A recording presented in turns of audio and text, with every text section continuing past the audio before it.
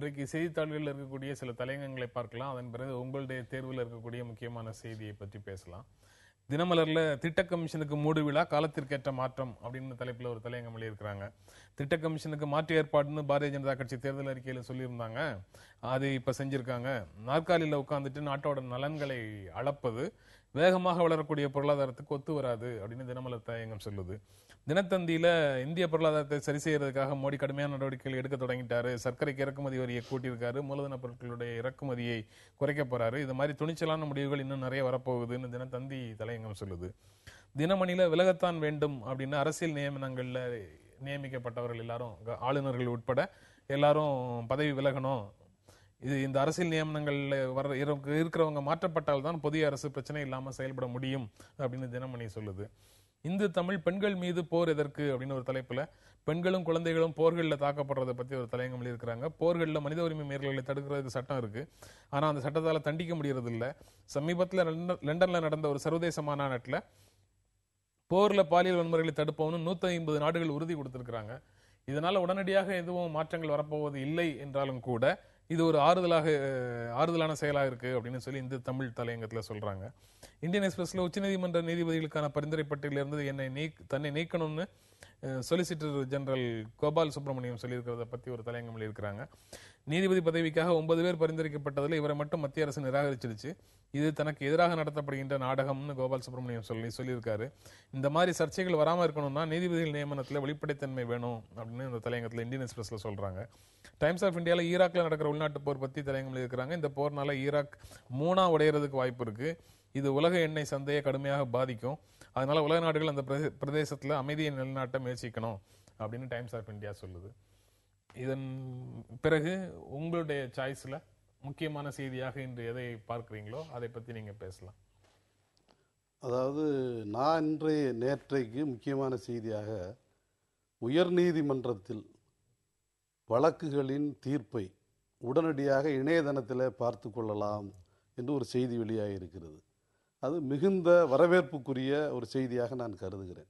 ஏனென்றால் சில நேரங்களில் ஒரு அவசர வழக்கிலே கூட தீர்ப்பின் நகலை பெறுவதற்கு மாத கணக்கிலே காத்திருக்க வேண்டியிருக்கு. குறைந்தபட்சம் 1 மாதம் 1.5 மாதங்கள் எல்லாம் காத்திருக்க வேண்டிய சூழல் என்பது சென்னை உயர்நீதிமன்றத்திலாகட்டும் அல்லது தமிழ்நாட்டை பொறுத்தவரை மதுரை உயர்நீதிமன்ற கிளையிலாகட்டும் இந்த மிகுந்த சிரமம் மக்களுக்கு, வழக்கு தொடுத்தவர்களுக்கு இருக்கிறது.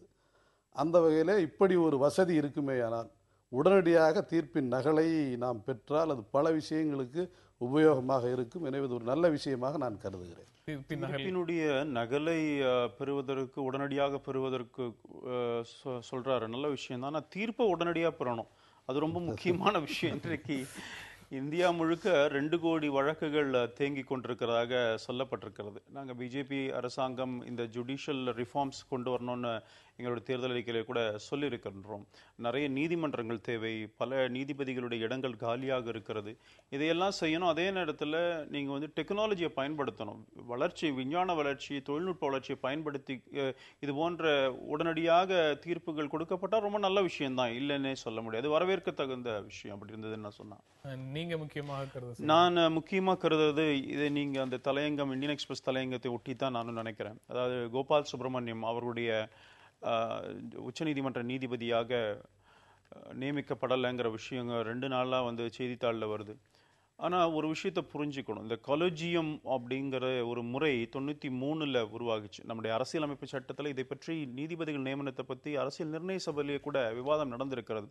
ஜட்ஜஸ் அப்பாயிண்டிங் ஜட்ஜஸ் என்பது ஏற்றுக்கொள்ள முடியாதுன்னு மரியாதைக்குரிய டாக்டர் அம்பேத்கர் அவர்கள் அதை அப்போஸ் பண்ணார். ஜட்ஜஸ் அப்பாயிண்டிங் ஜட்ஜஸை நம்முடைய அரசியலமைப்பு சட்டத்தில் கூட அப்படி கிடையாது. Government with consultation with chief justice தான் வந்திருக்கிறது, கன்கரன்ஸ் கிடையாது. அங்கே அனுமதியை பெற்று அல்லது அவர் சொன்னதை தான் எடுத்துக்கணுங்கிற மாதிரி இல்லை அரசியலமைப்பு சட்டத்தில்.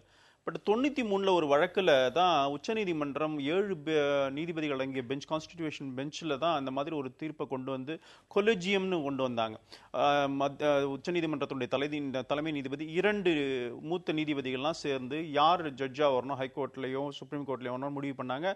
அதுக்கு பிறகு 98 9 மெம்பர் ஜட்ஜ் 9 நீதிபதிகள் அடங்கிய கான்ஸ்டிடியூஷன் பெஞ்ச் வேற மாதிரி சொல்லி 4 சீனியர் ஜட்ஜஸ், சீஃப் ஜஸ்டிஸ் அந்த கொலேஜியம் முடிவு பண்ணணுங்கிற மாதிரி கொண்டு வந்தாங்க. இன்னைக்கு காங்கிரஸ் கட்சியும் சரி, இன்றைக்கு கம்யூனிஸ்ட் கட்சியும் கூட அதை விமர்சனம் செஞ்சிருக்காங்க கோபால் சுப்ரமணியத்தை.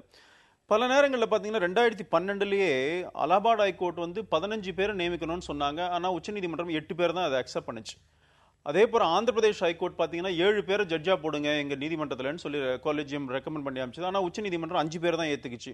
ஏன் சென்னை கடந்த வருடம் சென்னையில் 8 பேரை ரெக்கமெண்ட் பண்ணாங்க, 5 பேர் தான் உச்சநீதிமன்றம் ஏற்றுக்கொண்டிருக்கிறது. இது நடைமுறையில் இருக்கிற ஒரு விஷயம்.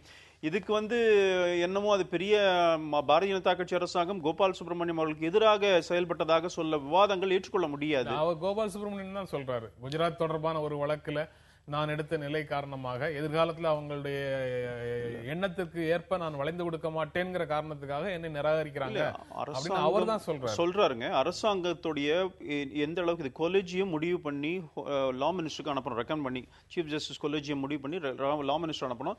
லா மினிஸ்ட்ரி பிரைம் மினிஸ்டருக்கு அனுப்பணும், பிரைம் மினிஸ்டர் பிரசிடென்ட்க்கு அனுப்பாங்க. இதுதான் ப்ரொசீஜர். இப்ப லா மினிஸ்ட்ரி என்ன சொல்லுது, இவர் பேர்ல IB CBI சில குற்றச்சாட்டுகளை சொல்லுகிறதுன்னு திருப்பி அவங்ககிட்ட அனுப்புறான்னு சொன்னா இதுல என்ன தவறு இருக்க முடியும்? அரசாங்கத்திற்கு உரிமை இருக்கிறது. பல நீதிமன்றங்கள் விஷயத்தில் இவர் மாத்திரம் இல்ல, ஜஸ்டிஸ் தினகர் அவர் எலிவேட் ஆகும்போது இதே மாதிரி பிரச்சனைகள் வந்தது. இது புதுமையான ஒரு விஷயமே கிடையாது. எத்தனையோ முறை இது போல நடந்திருக்கிறது. எந்த விதமான நோக்கமும் கிடையாது. இது சாதாரண நிர்வாக நடைமுறையில நடக்கக்கூடிய ஒரு விஷயம்தான் அப்படின்னு அவர் சொல்றார் அந்த செய்தியை பற்றி. இல்ல இது என்னன்னா, எனக்கு தெரிந்து நீண்ட காலத்துக்கு பின்னால நியமிக்கப்பட இருக்கிற அல்லது இவரை நியமிக்கலாம் என்று அரசு விரும்புகிற அல்லது நாம் இங்கே இருந்து இவரை நியமிக்கலாம் என்று ஒரு பரிந்துரை அந்த அளவில் இருக்கிற ஒரு நீதிபதியை என்னை இவர்கள் நியமிக்க மாட்டார்கள், என்னென்ன பிரச்சனை இருக்கிறது, காரணம் இருக்கிறது என்று சொல்வது இதுதான் முதல் முறை என்று நான் நினைக்கிறேன். இல்ல இப்போ நாரிமன் 2 பேர், கோபால் சுப்ரமணியன், நாரிமன் 2 பேரும் வழக்கறிஞர், உச்சநீதிமன்ற நீதிபதியாக 2 பேருமே UPA 2ல சொலிசிட்டர் ஜெனரலா இருந்தவங்க தான். ஏதோ பிஜேபி அரசாங்கம் பிஜேபிக்கு வேண்டியவங்க 2 பேரும் போன அரசாங்கத்தில் சொலிசிட்டர் ஜெனரலா இருந்தவங்க. அதனால இந்த மாதிரி குற்றச்சாட்டுகள் ஏற்புடையதில்லை. அதே மாதிரி கோபால் சுப்ரமணியன் சொல்றாரு எங்கிட்ட சீஃப் ஜஸ்டிஸ் போன்ல சொன்னாருன்னு. இதுவே தப்பு வெளியில சொல்றது. சீஃப் ஜஸ்டிஸ் தொலைபேசியில 2 பேரும் பேசின விஷயத்தை போய் இப்ப சீஃப் ஜஸ்டிஸ் ஆஃப் இந்தியா அதை ரெஃப்யூட் பண்ண மறுப்பாரா, ஆமான்னு சொல்லுவாரா? அவரை சங்கடத்தில் ஆழ்த்துறாரு இவர். அது மாதிரி சொல்லவே கூடாது. அதனால தனக்கு தான் நீதிபதியா வந்தே ஆகணும் அப்படிலாம் ஒண்ணும் கிடையாது. அரசாங்கத்துக்கு சில உரிமைகள் இருக்கு. தன்னுடைய ரிப்போர்ட்டை சீஃப் ஜஸ்டிஸ்க்கு அனுப்புவது ஒன்றும் தவறு கிடையாதுங்கிறத நான் சொல்றேன். அவரே சொல்லிட்டாரு எனக்கு வேணாம் அப்படின்னு சொல்றாரு. நம்ம தொடர்ந்து பேசலாம் ஒரு இடைவேளைக்கு பிறகு.